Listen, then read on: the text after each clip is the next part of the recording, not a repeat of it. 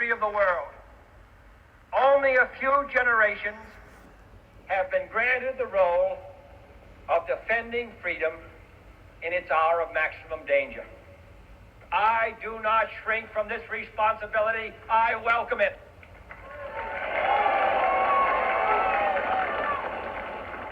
I do not believe that any of us would exchange places with any other people or any other generation. The energy, the faith, the devotion which we bring to this endeavor will light our country and all who serve it. And the glow from that fire can truly light the world. And so, my fellow Americans, ask not what your country can do for you. Ask what you can do for your country.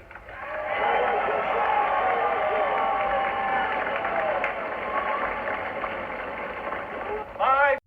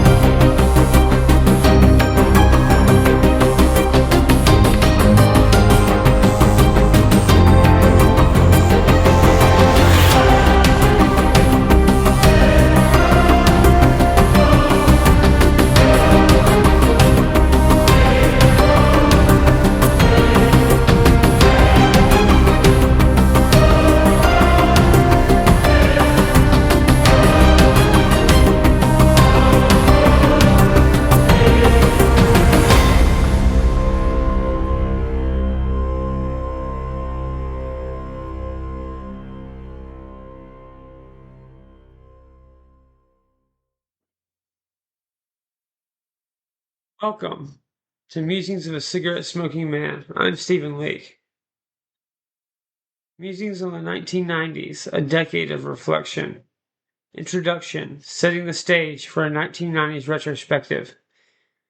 The 90s, a decade where the static of dial-up modem met the first whispers of the digital age, where grunge guitars echoed from Seattle basements to MTV's relentless rotation, where political dramas unfolded like never-ending episodes of a primetime thriller.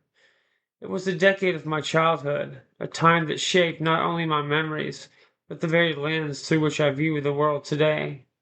This episode of Musings of a Cigarette-Smoking Man invites you to wander with me through that vivid, often contradictory landscape, a place where innocence collided with scrutiny and pop culture mingled nervously with political scandal.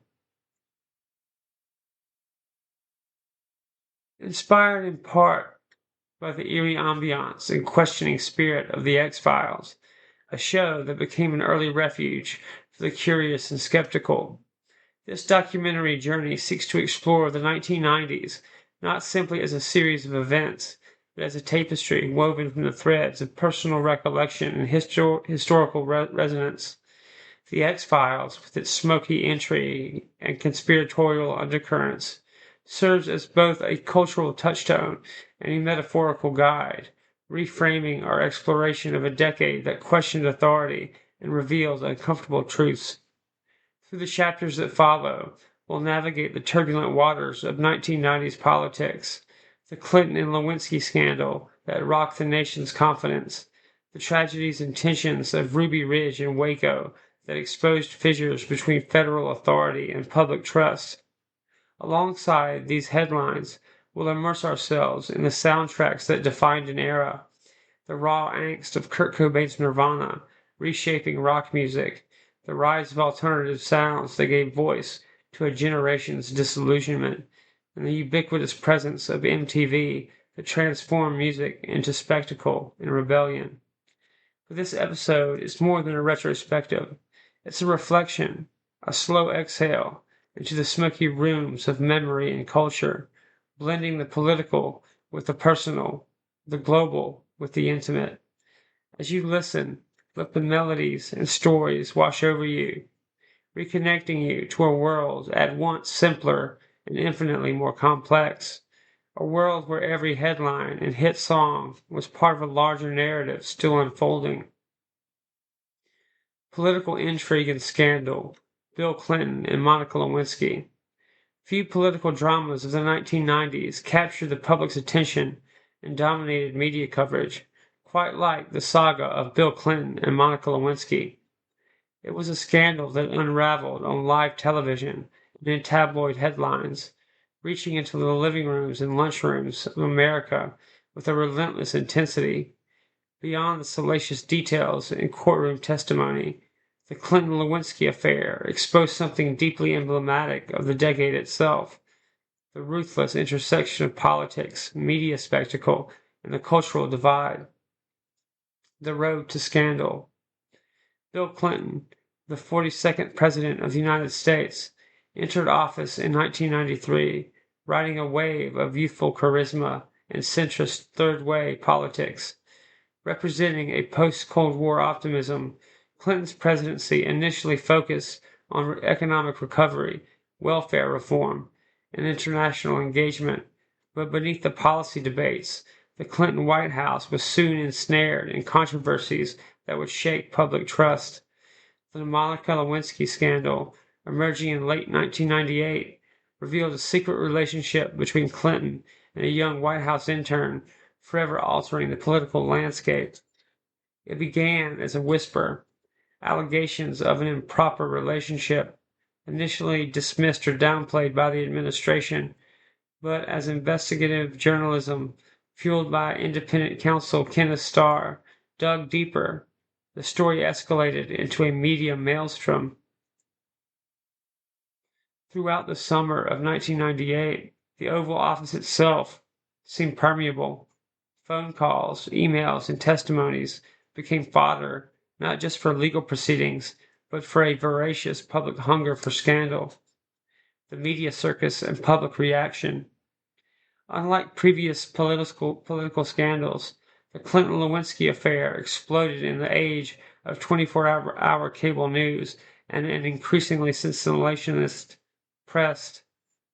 CNN, Fox News, and the burgeoning internet news sites competed to break every detail.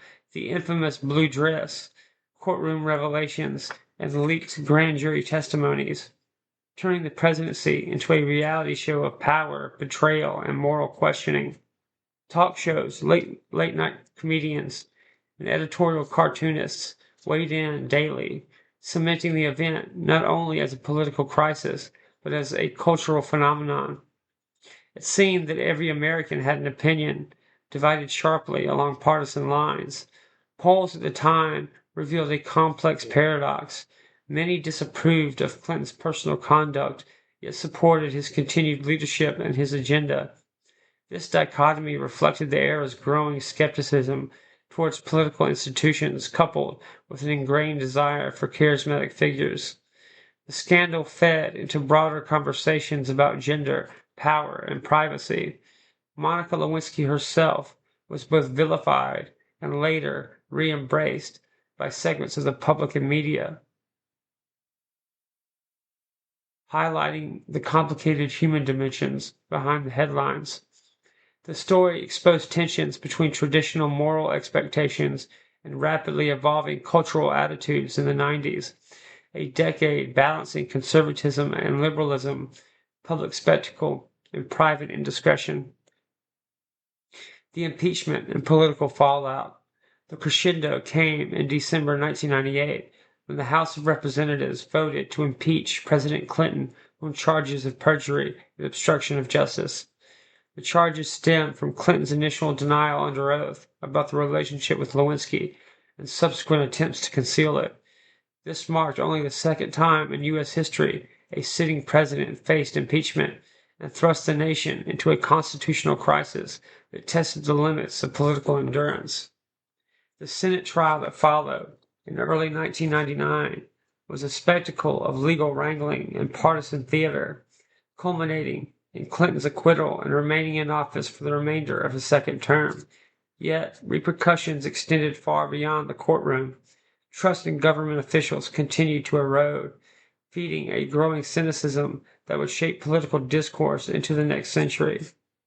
Historians often point to the Clinton impeachment as a watershed moment, illustrating how partisan polarization and media saturation could transform governance into entertainment, blurring lines between public service and personal vendetta. The scandal's legacy endured in political rhetoric, campaign strategies, and the public's appetite for scandal that has only intensified in the decades since. Legacy and cultural significance. In retrospect, the Clinton-Lewinsky scandal encapsulates much of the 1990s contradictions. It was an era of unprecedented media scrutiny, where private lives became public property and political survival hinged on managing narrative as much as policy. The scandal highlighted not only the vulnerabilities of leadership, but also the transforming power of mass media, cable news, talk radio, and emerging internet forums in shaping national conversation. Moreover, this chapter of history offers a lens on societal attitudes towards sex, power, and forgiveness. The ways in which the scandal was dissected, debated, and eventually absorbed by the culture reflected a nation grappling with its own definitions of morality in a rapidly changing world. The 1990s gave us not just grunge anthems and cult TV shows, but an intimate, sometimes uncomfortable look into the raw mechanics of politics and human frailty. For those who lived through it, the Clinton-Lewinsky affair remains a defining symbol of the decade's complexity, a reminder that beneath the surface of progress and pop culture, darker shadows of ambition, secrecy, and public judgment were always at play. Federal agency overreach, Ruby Ridge, and Waco siege.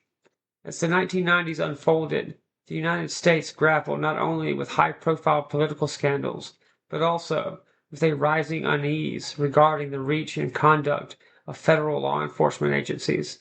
Two events in particular, the Ruby Ridge standoff in 1992 and the Waco siege in 1993, came to embody anxieties about government power, civil liberties, and the potential for deadly consequences when suspicion and force collided. These tragic episodes left a lasting imprint on public trust, altered the dialogue on federal authority, and fed the era's growing undercurrent of conspiracy and skepticism. Ruby Ridge, a deadly confrontation. In August 1992, the remote wooded slopes of Ruby Ridge in northern Idaho became the scene of a tense 11-day standoff between federal agents and the Weaver family. Randy Weaver, a former Green Beret turned survivalist, had inadvertently become a symbol of resistance after being charged with failing to appear in court on firearms violations, which in my opinion are unconstitutional as fuck.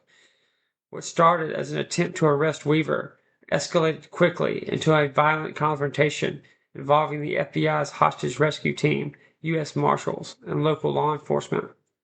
The encounter tragically resulted in the deaths of Weaver's wife, Vicky, his 14-year-old son, Sammy, and U.S. Marshal William Deegan. The fatal shootout and the controversial rules of engagement employed by the FBI, which were later deemed excessively aggressive, sparked nationwide outrage and debate. Critics argued that the government had overstepped its bounds, turning a routine legal matter into a militarized siege with catastrophic results. Beyond the immediate tragedy, Ruby Ridge tapped into a deep wellspring of mistrust towards federal authority, especially among right-wing militias, survivalists, and anti-government groups. The incident became a rallying point for those who perceived the government as an intrusive, oppressive, and willing to use lethal force against citizens deemed enemies for their political beliefs or way of life.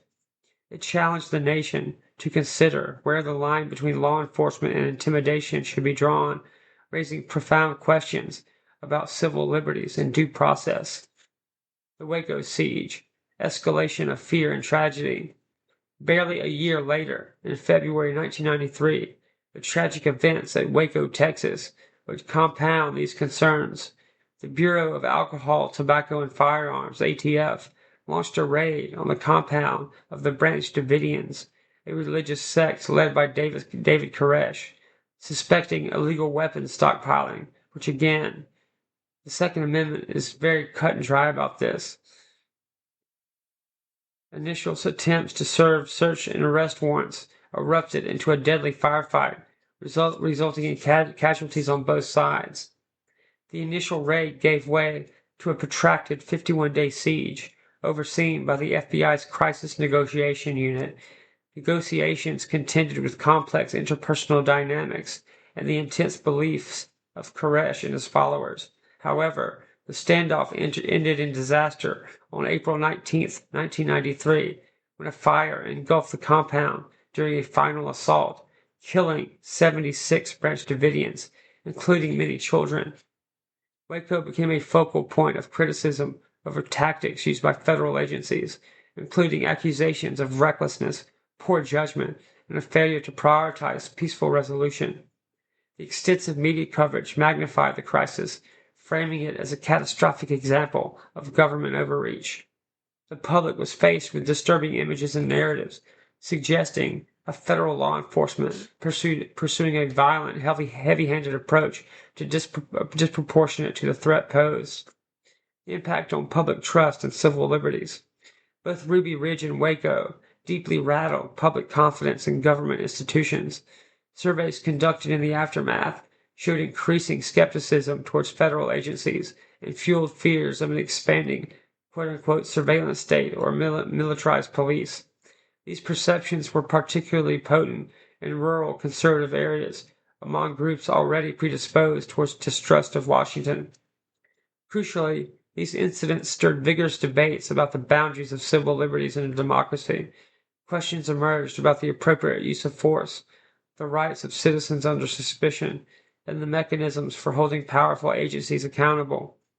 Congressional investigations followed, highlighting flaws in communication, intelligence, and operational planning.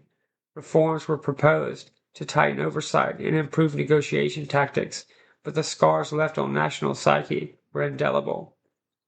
Political narratives and cultural resonance. Ruby Ridge and Waco transcended their immediate contexts to influence broader political narratives, particularly among emerging militia movements and libertarian-leaning activists. These groups cited the events as proof of federal tyranny and used them as justification for greater vigilance against perceived government intrusion. The siege at Waco especially galvanized anti-government sentiment, helping seed the cultural soil that would eventually nurture the Oklahoma City bombing in 1995, an act of domestic terrorism committed in part as retribution for Waco. In this way, the federal overreach perceived in these incidents was not simply a law enforcement failure. It became a symbol woven into conspiracy theories and cultural expressions of distrust, often explored in shows like The X-Files. The smoky virtual corridors of paranoia and suspicion, where shadowy agencies manipulate truths, found real-life counterparts in the images of Ruby Ridge and Waco, reminders that the veil between official narratives and darker realities is thin and frayed. Legacy and lessons. Today, Ruby Ridge and Waco remain cautionary tales of how government power, when unchecked and poorly managed, can produce unintended and devastating and deadly outcomes. They underscore the fragile balance between maintaining public safety and preserving individual freedoms, a tension that reverberates in contemporary debates over surveillance, policing, and civil rights. These echoes of these 1990s standoffs still inform how Americans view their government. They remind us that the mechanics of power are not merely bureaucratic, but deeply human, prone to fear, error, and overreach. And just as the decade was defined by cultural contrasts and political upheavals, these tragedies serve as somber footnotes in the story of how a generation learned to question not only the music and media around them, but the foundations of trust between citizen and state. Pop culture landscape, TV shows, movies, and the X-Files phenomenon.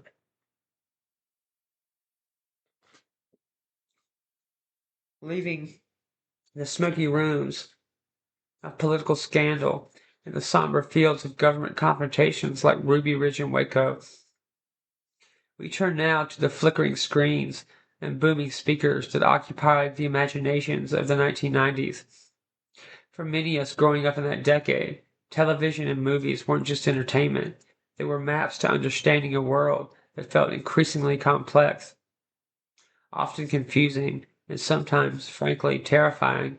The pop culture landscape of the 90s was as diverse and contradictory as the decade itself, offering both comforting familiarity and unsettling questions, often side by side. The era saw the network dominance of television slowly begin to yield to the rise of cable, opening doors for different kinds of storytelling. While major studios still churned out blockbuster films, the small screen became a crucial battleground for cultural narratives, reflecting and shaping societal moods from groundbreaking dramas that push the envelope to quirky cult hits and the enduring appeal of well-written sitcoms. 1990s television captured the zeitgeist in ways that still resonate today. The X-Files, Trust No One. And then there was the X-Files. The X-Files. For a curious, slightly paranoid kid navigating the uncertainties of the 90s, this show was more than a weekly appointment. It was a revelation.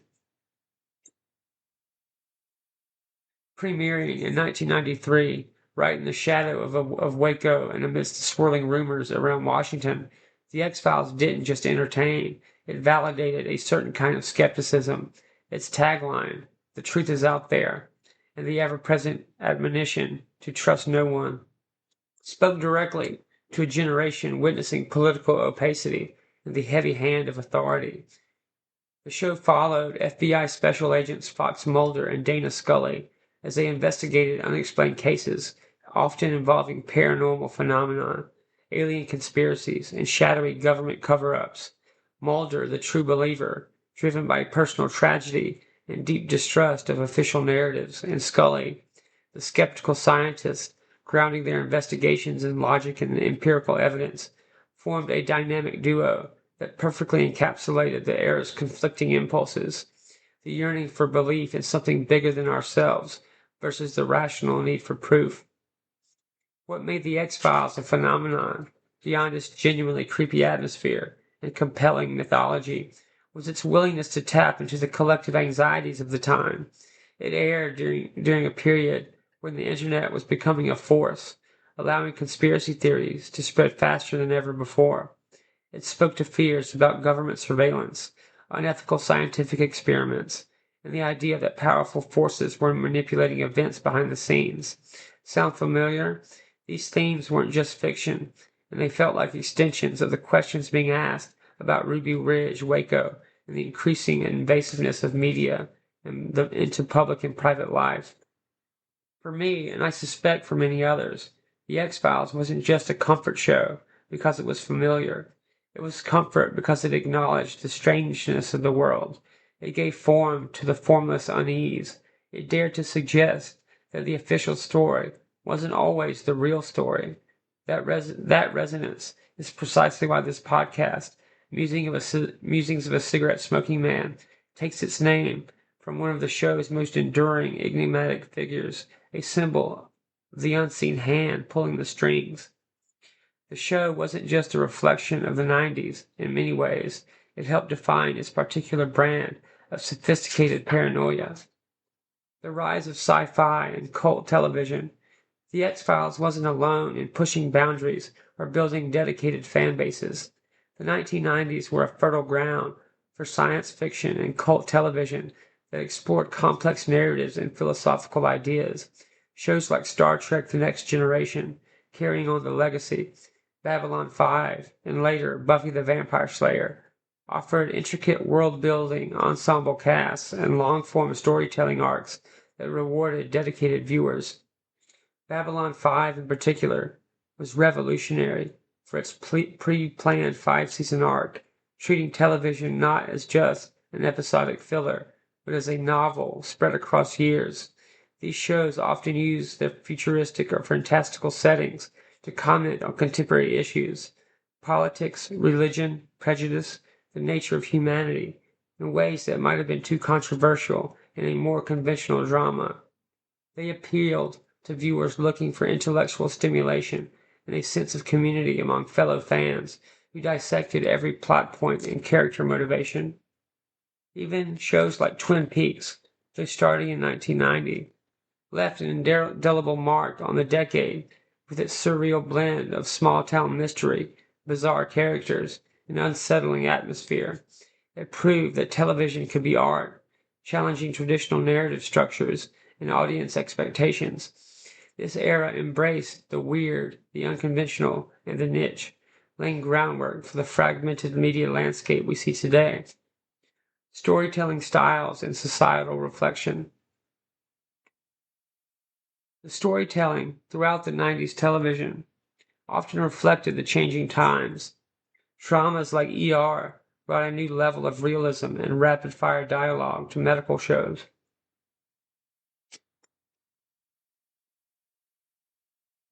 Law and Order established a procedural format that would dominate crime dramas for decades, presenting stories, quote-unquote, ripped from the headlines, and engaging viewers in the intricacies of the justice system, sometimes mirroring public frustrations with legal processes. The decade's best shows weren't afraid to tackle complex social issues, often subtly woven into character development or plot lines. They explored identity, evolving family structures, technological advancement, and the growing pains of a society navigating rapid change. While some shows offered pure escapism, the most memorable often held a mirror to the hopes, anxieties, and moral debates of the period. The comforts of sitcoms. On the other side of the spectrum, from shadowy government conspiracies and space operas, were the sitcoms. The 1990s were arguably a golden age for the television comedy, with shows like Seinfeld, Friends, and Frasier offering sophisticated writing, relatable characters, and enduring humor. Seinfeld, famously a show about nothing, perfected observational humor, finding comedy in the minutiae of everyday urban life and the awkward social conventions we navigate. Friends capture the anxieties and camaraderie of young adults finding their way in the big city, its focus on chosen family resonating deeply with viewers. Frasier, a spin-off of Cheers, brought witty banter and intellectual comedy to the forefront. These sitcoms serve a crucial function, comfort viewing. In a decade marked by political upheaval, economic shifts, and societal anxieties, these shows offered a reliable dose of laughter and familiarity. They presented idealized versions of friendships, career successes eventually, and navigating relationships, often set in comfortable apartments or beloved local hangouts. They were a warm, brightly lit contrast to the darker themes explored elsewhere, offering a sense of stability and connection in a world that felt increasingly unpredictable. Even amidst the existential dread of Mulder's quest, you could always count on Jerry, Elaine, George, and Kramer to find themselves in some absurd situation. Movies of the era. Meanwhile, Hollywood continued to shape the cultural conversation through film. Blockbusters like Jurassic Park captivated audiences with technological wonder while hinting at the dangers of unchecked scientific ambition. Groundbreaking independent films like Pulp Fiction challenged traditional narrative structures and influenced filmmaking for years to come. Dramas like Schindler's List offered powerful, somber historical reflection, while films like Forrest Gump revisited recent American history through a nostalgic, if sometimes simplified lens. Action, thrillers, and comedies all saw successes, reflecting a wide range of interests, but the decade's most impactful films often grappled, directly or indirectly, with the anxieties, cynicism, and evolving identity of America in the post-Cold War world. From the shadowy corners explored by Mulder and Scully to the familiar comforts of Monica's apartment or Jerry's stand-up stage, the pop culture of the 1990s provided both an escape from and a reflection of the decade's complexities. It was a vibrant and influential period that didn't just entertain, but helped us process the new headlines, question authority, and perhaps, most importantly, find connection in shared stories. Music of the 1990s, MTV, grunge, alternative, and Kurt Cobain. If the 1990s had a soundtrack, it would be a riotous, contradictory mix, the slick pop of early MTV, the raw, distorted fury of grunge, the diverse sounds of alternative rock that defied easy categorization, and the quiet introspection of singer-songwriters. This decade wasn't just about political battles and shifting cultural norms. It was defined, perhaps most viscerally, by the music that poured out of radios, Walkmans, and crucially, television screens. For a generation coming of age, the music of the 90s wasn't just background noise. It was a language, a community, and a mirror reflecting the hopes, frustrations, and inherent contradictions of the era. MTV, the visual revolution. Long past its initial debut in the 80s, MTV reached its zenith as a cultural force in the 1990s. The channel wasn't just playing music videos, it was curating youth culture. It turned musicians into icons based on their look and video concepts as much as their sound. MTV dictated trends, launched careers, and created a shared visual language for a generation. It was a central hub where disparate musical styles could collide, where hip-hop shared airtime with pop, and eventually, where the raw energy of grunge would be beamed directly into suburban living rooms across the country. But MTV was more than just a music channel. It became a lifestyle brand, producing reality shows, The Real World, news segments, MTV News, and fashion trends. It was a commercial enterprise, of course, but it wielded immense power in shaping youth identity. For many, watching MTV was an education in cool, a primer on what to wear, what to listen to, and how to rebel, or at least how to look like you were rebelling. Its influence was pervasive, making music consumption a multimedia experience and turning artists into global stars almost overnight. The rise of grunge, from basements to billboards. Emerging from the rainy, gray landscape of Seattle, Washington, grunge wasn't just a musical genre. It was an anti-fashion statement, a rejection of the excesses and artifice of 80s hair metal and pop. It was characterized by distorted guitar riffs, often angsty or introspective lyrics, a raw, unpolished sound, and a general sense of disillusionment or apathy. Bands like Soundgarden, Pearl Jam, Alice in Chains, and most famously Nirvana brought this sound from the underground scene to the absolute forefront of popular music. Grunge tapped into a vein of discontent that resonated with many young people in the early 90s. The post-Cold War world, while seemingly safer, felt uncertain. Economic anxieties lingered, and a pervasive sense of irony and skepticism permeated the culture.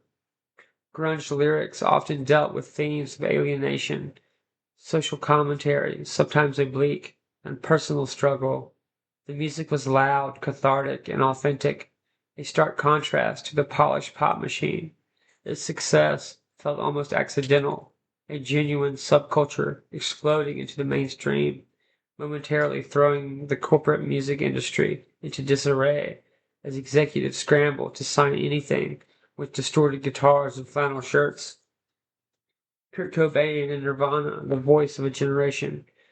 At the epicenter of the grunge explosion was Nirvana and its reluctant frontman, Kurt Cobain. With the release of their album Nevermind in late 1991, and the unexpected, explosive success of the single Smells Like Teen Spirit, Nirvana became a cultural phenomenon. Cobain, with his messy hair, thrift store clothes, and raw, often pained lyrics, became an unlikely icon. He was the antithesis of the traditional rock star, introspective, sensitive, openly struggling with fame and the pressures of being labeled the voice of a generation. Nirvana's music was a potent blend of punk energy, pop melody, and raw emotional vulnerability. It Smells Like Teen Spirit, with its quiet, loud, dynamic, and enigmatic lyrics, became an anthem for a generation feeling disconnected and apathetic, yet yearning for something real. Cobain himself embodied this conflict. He railed against commercialism and the very fame he had achieved, creating a narrative of authentic artistic struggle that captivated millions. Cobain's tragic death by suicide in 1994 sent shockwaves through the music world and beyond. It cemented his status as martyr for the grunge movement and amplified the melancholic undertones already present in much of the music. His legacy is complex, but his impact is undeniable. He forced the music industry to pay attention to alternative sounds and gave voice to a generation that felt misunderstood by the mainstream. Nirvana's success opened the floodgates for alternative rock, fundamentally changing the sounds of popular music in the 90s. Alternative music's broad spectrum. Beyond grunge, the alternative label in the 90s became a vast umbrella, covering a diverse array of sounds that stood apart from traditional rock, pop, and R&B. This included bands drawing from punk, indie rock, jangle pop, college rock, and even experimental sounds. Bands like REM, who achieved mainstream success early in the decade, Red Hot Chili Peppers, Radiohead, Pearl Jam, and countless others under this banner explored different facets of the era's musical identity. Alternative music provided a sense of community for listeners who felt alienated by mainstream culture. It was often seen as more authentic, more challenging, and more reflective of real-world complexities than the polished pop offerings. College radio stations played a crucial role in nurturing these sounds before they broke into the mainstream, creating localized scenes that eventually gained national traction, often aided by MTV and major record labels capitalizing on the trend ignited by grunge. This era saw the rise of bands that experimented with form and content, pushing lyrical boundaries and incorporating diverse influences, from the angst of Nine Inch Nails to the quirky pop of Weezer, the intricate arrangements of Radiohead, and the raw energy of the Smashing Pumpkins. Alternative music offered a rich tapestry of sounds and perspectives. It encouraged a sense of individuality and exploration among listeners, making the act of discovering new bands a significant part of youth culture.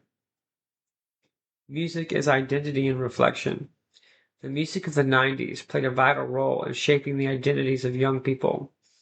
Your musical taste was often a declaration of who you were or who you aspired to be. Listening to grunge signaled a rejection of mainstream norms. Following alternative bands showed a desire for authenticity and depth. Being into specific subgenres carved out niche communities. Music provided tribal markers in a world that felt increasingly fragmented. Furthermore, the music reflected the societal issues of the time. The cynicism in grunge mirrored the growing distrust of institutions, evident in political scandals and events like Ruby Ridge and Waco. The questioning lyrics of alternative bands resonated with a generation grappling with complex global politics and the early unease of a world without the clear enemy of the Cold War. Music provided an outlet for expressing frustration with consumerism, political hypocrisy, and personal anxieties. MTV, grunge, alternative rock, and the tragic figure of Kurt Cobain were inextricably linked to the cultural memory of the 1990s. They represent a powerful shift in popular culture, a moment when the underground surfaced and injected raw energy and authentic emotion into the mainstream. This music didn't just entertain, it gave voice to a generation navigating a complex, rapidly changing world, leaving an indelible mark on the decade's cultural fabric. Geopolitical conflicts, the Gulf War, and Bosnia-Herzegovina. The 1990s were a decade of seismic geopolitical shifts, moments when the aftershocks of the Cold War reverberated globally, redrawing borders, alliances, and the very rules of international engagement. Two conflicts in particular came to symbolize the fragile new world order that emerged from the rubble of bipolarity: the Gulf War of 1990 to 1991 and the brutal conflict in Bosnia and Herzegovina that raged through much of the decade. Both wars, though starkly different in nature and scope, reveal the complexities and limitations of post-Cold War interventionism, the fragility of peace, and the cost paid by civilians trapped in the crossfire. The Gulf War causes and course. The Gulf War erupted swiftly on the heels of Iraq's invasion of Kuwait in August 1990.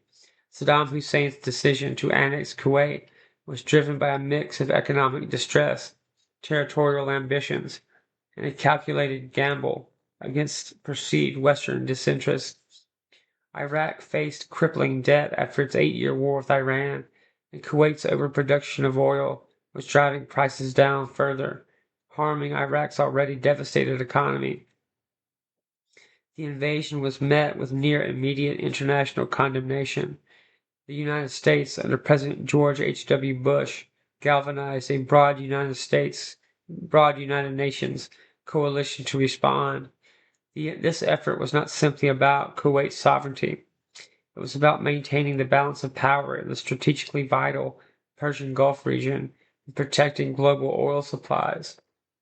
The swift assembly of a coalition that included Western and Arab nations marked a rare moment of multilateral consensus in post-Cold War diplomacy.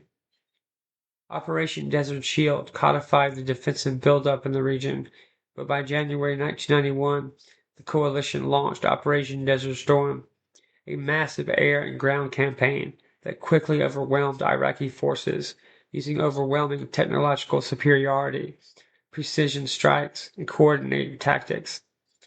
The conflict lasted just over 100 hours of ground fighting before Iraqi retreated and Kuwait was liberated. Consequences of the Gulf War. The Gulf War was widely regarded as a military and diplomatic success for the coalition, showcasing the effectiveness of modern technology and multinational cooperation, yet its aftermath was fraught with complications that sowed seeds of future conflicts. The war left Saddam Hussein's regime in power, albeit weakened but still dangerously defiant. Economic sanctions imposed on Iraq devastated the civilian population, contributing to widespread suffering throughout the 90s.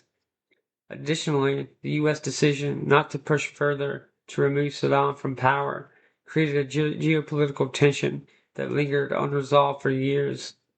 The conflict also marked the first major showcase of what has come to be known as media-centric warfare, with 24-hour news channels broadcasting real-time images of missiles lighting up the desert sky, shaping public perception of war as a carefully controlled spectacle. More broadly, the Gulf War exposed the limits of international institutions like the United Nations, which had authorized the coalition but struggled with enforcement of peace afterwards. It foreshadowed debates over sovereignty versus humanitarian intervention, themes that would echo in later conflicts and NATO operations. Bosnia-Herzegovina, ethnic tensions, and the descent into war. While the Gulf War unfolded as a brief but intense conflict on the Arabian Peninsula, in the heart of Europe, a far bloodier, more complicated war was beginning. The conflict in Bosnia and Herzegovina, born from the violent collapse of Yugoslavia, the Bosnian War from 1992 to 1995, was a harrowing chapter of ethnic strife, fragmentation, and brutal warfare that shattered the fragile peace of post-Cold War Europe. Bosnia was a multi-ethnic republic, home to Bosniaks, mostly Muslim, Serbs, Orthodox Christians, and Croats, Catholic. Rising nationalist sentiments, compounded by the power vacuum left after Yugoslavia's disintegration, unleashed long-simmering tensions.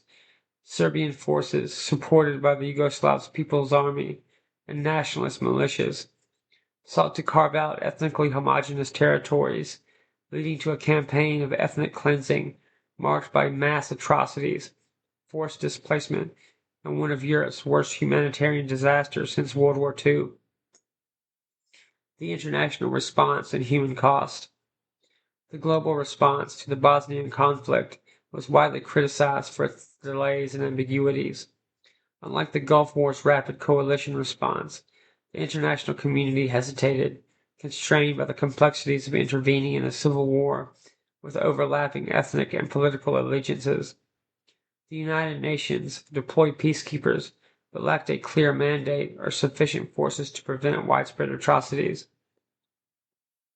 The siege of Sarajevo became an international symbol of suffering, with civilians enduring years of sniper fire, starvation, and despair. Revelations of mass graves and concentration camps shocked the world, forcing renewed calls for action. NATO airstrikes in 1995, combined with the diplomatic efforts such as the U.S. brokered Dayton Accords, finally brought an uneasy peace to the region. The human toll of the Bosnian War was staggering. Approximately 100,000 killed, millions displaced, and communities forever fractured. The war exposed the legacy of deeply rooted ethnic divisions and the catastrophic consequences when nationalism overrides coexistence and dialogue. The term ethnic cleansing entered the global lexicon, reminding the world of the vulnerability of minorities even in the post-Cold War era, shaping global perceptions and foreshadowing challenges. Together, the Gulf War and Bosnian conflict highlighted fundamental challenges faced by the international system in the 90s. They revealed the tenuous peace in a world no longer defined by superpower rivalry, but fractured by regional conflicts, nationalism, and emerging non-state actors. The Gulf War underscored the limits of military power to resolve political problems, while Bosnia illustrated how humanitarian crises complicated traditional notions of sovereignty and intervention. These conflicts also influenced global perceptions profoundly. The Gulf War's vivid media-driven portrayal of modern warfare shaped public expectations about the technological nature of future conflicts, while Bosnia's humanitarian crisis exposed an often paralyzing indecision of world powers confronted with ethnic violence. Both wars forced policymakers to grapple with new questions. How far should the international community go in intervening? What responsibilities exist to protect civilians when states themselves become aggressors? Moreover, they foreshadowed the turbulent decade to come, where asymmetric warfare, ethnic nationalism, and the rise of extremist ideologies would increasingly challenge global security.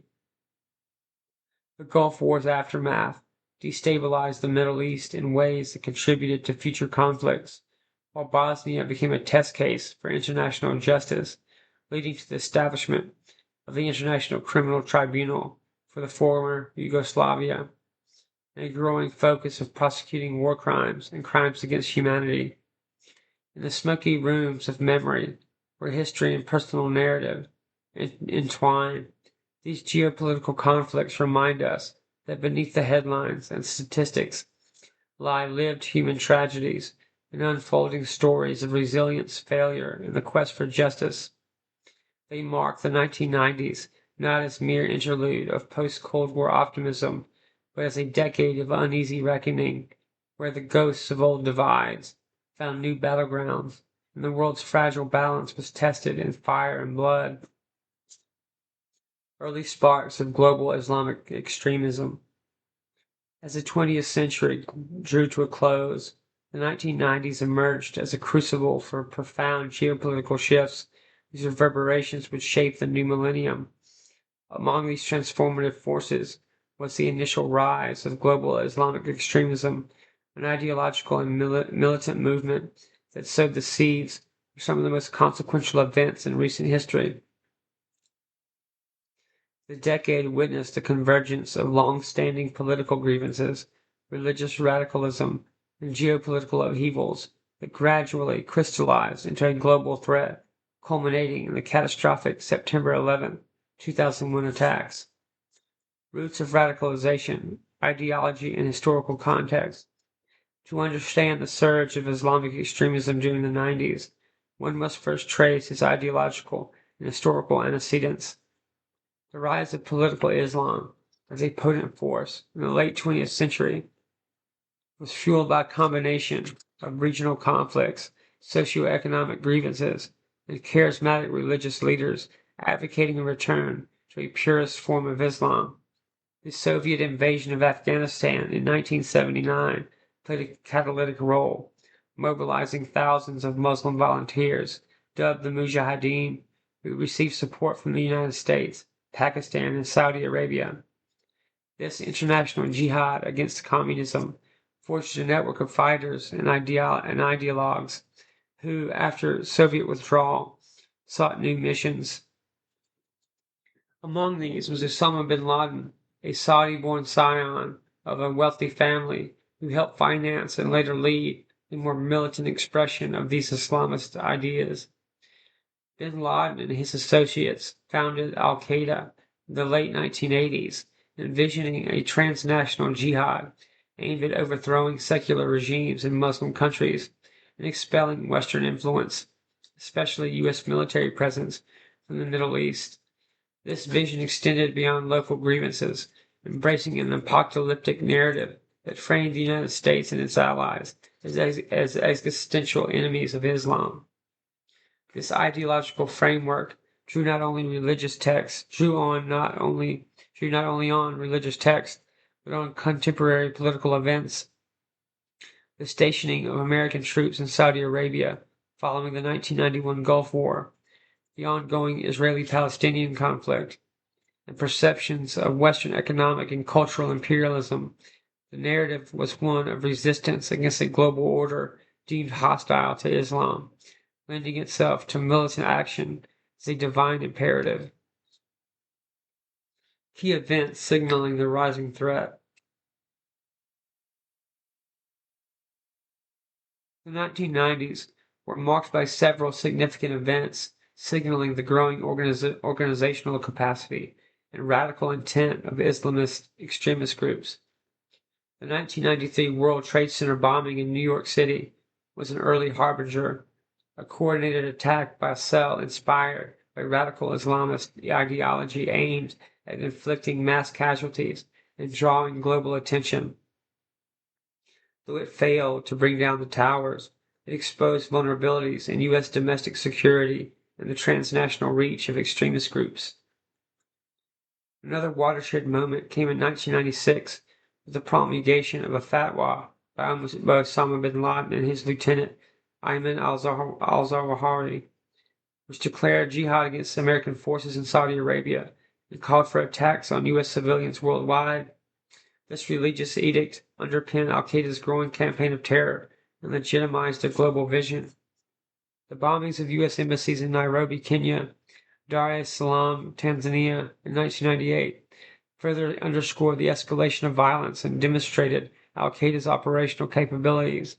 These coordinated attacks killed over 200 people and injured thousands, announcing a new era where terrorist organizations could execute simultaneous strikes on distant targets, often with devastating efficiency.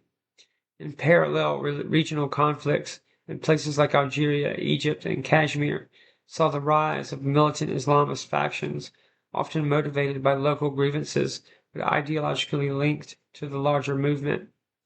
The Taliban's rise to power in Afghanistan in the mid-1990s created a sanctuary for extremists, offering Al-Qaeda a safe place to train, plan, and expand their network.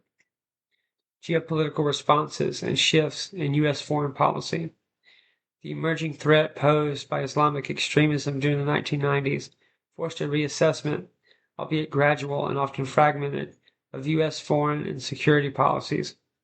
The Clinton administration, facing multiple global challenges, began to incrementally prioritize counterterrorism, but grappled with the diffuse nature of the threat and limitations of existing intelligence frameworks. Early responses included targeted military actions, such as the 1998 cruise missile strikes against suspected terrorist training camps in Afghanistan and a pharmaceutical factory in Sudan alleged to be linked to chemical weapons production by bin Laden. These strikes, though symbolically significant, sparked debate over their effectiveness and the risks of collateral damage. Domestically, the 1990s saw the bolstering of counterterrorism agencies and policies aimed at enhancing information sharing and interagency cooperation, yet significant gaps remained. The 1995 Oklahoma City bombing, while perpetrated by domestic actors, intensified awareness of homegrown terrorism, creating a complex policing landscape where ideological lines often blurred. Diplomatically, the decade was characterized by cautious engagement with Middle Eastern stakeholders, balancing support for allies like Saudi Arabia and Egypt, with growing concerns about the underground Islamic radical networks. The complexity of regional politics, intertwined with religious, ethnic, and ideological factions, often limited the reach and coherence of Western efforts. Transforming domestic security paradigms. The rise of global Islamist extremism often also catalyzed a transformation in domestic security strategies across the United States throughout the 1990s. Law enforcement agencies, including the FBI, began to place greater emphasis on terrorism prevention, though this new focus often strains traditional civil liberties frameworks. Intelligence gathering expanded, and federal authorities monitored suspicious financial flows, communication networks, and travel patterns potentially linked to extremist activities. However, coordination challenges persisted, as exemplified by missed opportunities to detect plots or better understand the scale of the threat. At the same time, public awareness of terrorism was growing incrementally, but had not yet reached the pervasive anxiety that would define the post 9/11 era. The complexity of the threat, non-state actors using asymmetrical tactics, challenged conventional notions of warfare and security, demanding new operational doctrines and technological innovations. Legacy and foreshadowing of a new era. By the close of the 90s, the early sparks of global Islamic extremism had ignited a volatile and deeply consequential trajectory in international relations and security. The decade laid bare the challenges of confronting an enemy that defied traditional borders and operated in the shadows, wielding ideology as effectively as weapons. These developments presaged the seismic changes that would soon erupt on September 11, 2001, when Al-Qaeda's coordinated attacks shattered the illusion of American invulnerability and ushered in a new era of global conflict and domestic security imperatives. The 1990s were, in retrospect, a critical period of incubation, a time when forces converged, strategies evolved, and a world unprepared for 21st century asymmetrical threats faced a reckoning on the horizon.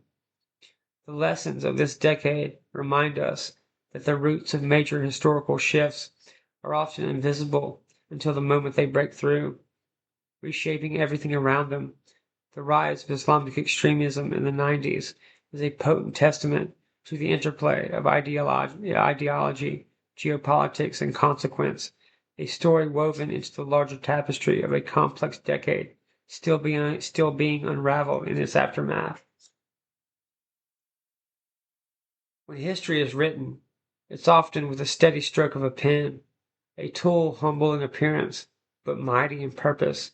Enter the Skillcraft U.S. government pen, a reliable companion that has been trusted by federal agencies for decades. Crafted to meet rigorous standards, These pens endure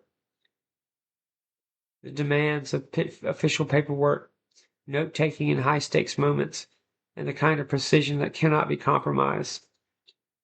Every Skillcraft pen carries the weight of tradition, stamped with the assurance of Made in the USA, used by the military, the postal service, and countless government offices. It represents the intersection of durability and dependability, just like the era we reflect on, where every document and signature matter deeply. Whether you're signing the next great chapter of your life or simply jotting down a fleeting thought, Skillcraft pens deliver a smooth writing experience designed to perform without fail. Trust the pen that has quietly chronicled official history for over 50 years, because some classics never go out of style. In a world buzzing with fleeting thoughts and instant messages, the Moleskine notebook offers a refuge, a timeless companion for writers, dreamers, and thinkers who savor the tactile connection between mind and paper. Born from the legacy of legends like Hemingway and Picasso, these notebooks carry an artistic heritage woven into their sturdy, smooth pages. Each moleskin is more than just a journal. It's an invitation to capture the smoky musings of your own inner narrative, whether scribbling a poem, sketching an idea, or tracing the contours of memory. The quality craftsmanship ensures your words endure beyond the moment, safe in a sleek, compact form that travels as easily through smoky, dimly lit rooms as through bustling cafes. For those who cherish reflection, the Moleskine notebook is not just a tool, but a trusted partner, quiet witness to your musings and a vessel for inspiration amidst the noise of the world. Dive into the world of allpoetry.com, the vibrant online community where poets and poetry lovers unite from every corner of the globe. Whether you're a seasoned writer or a curious soul discovering the beauty of verse, All Poetry offers an accessible, welcoming space to share your work, receive feedback, and connect with kindred spirits. Here, the power of words breathes life into stories, emotions, and reflections, much like the thoughtful musings we explore in this podcast, with thousands of poems and forums dedicated to diverse styles and themes. AllPoetry.com sparks imagination and inspiration and nurtures creative expression around the clock.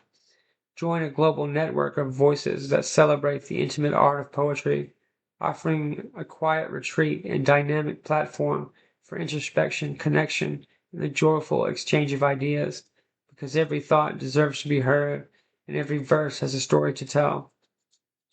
Step into the world of Monarch Holdings International Incorporated, a powerhouse in global finance and investment that has been shaping the emerging economic landscape since 2016.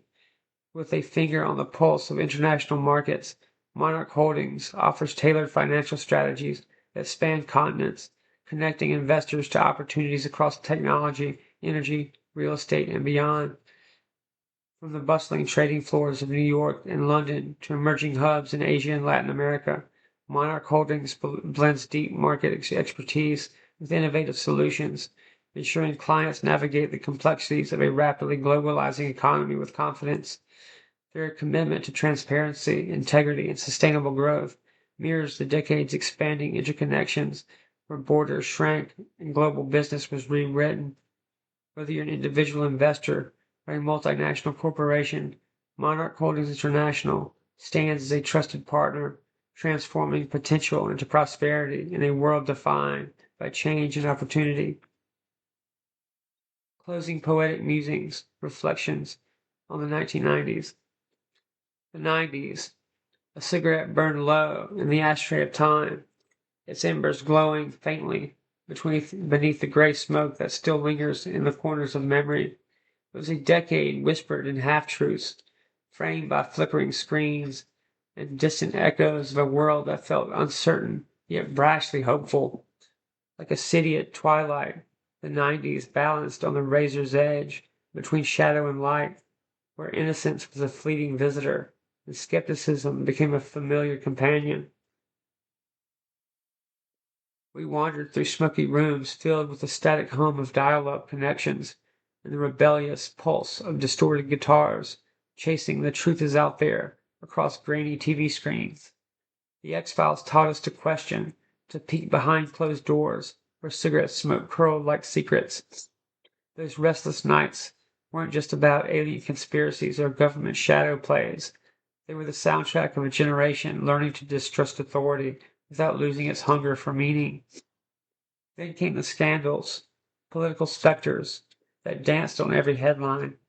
The public spectacle of Clinton and Lewinsky, with its tangled web of power and vulnerability, reflected a nation caught between judgment and empathy, between a moral certainty and messy human frailty.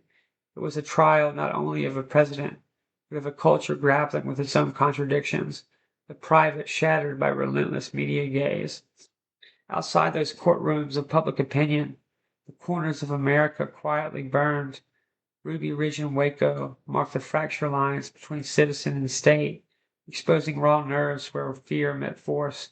The heavy hand of government loomed large, sowing distrust that would echo through future years. These tragic confrontations weren't just news stories. They were cracks beneath the foundation, reminders that liberty is often fragile, sometimes fragile enough to shatter.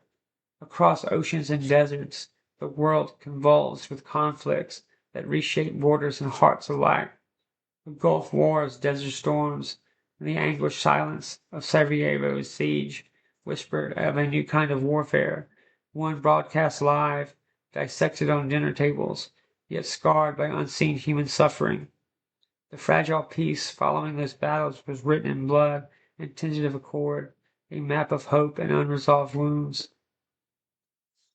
Beneath these upheavals, a quieter revolution played out in bedrooms and airwaves.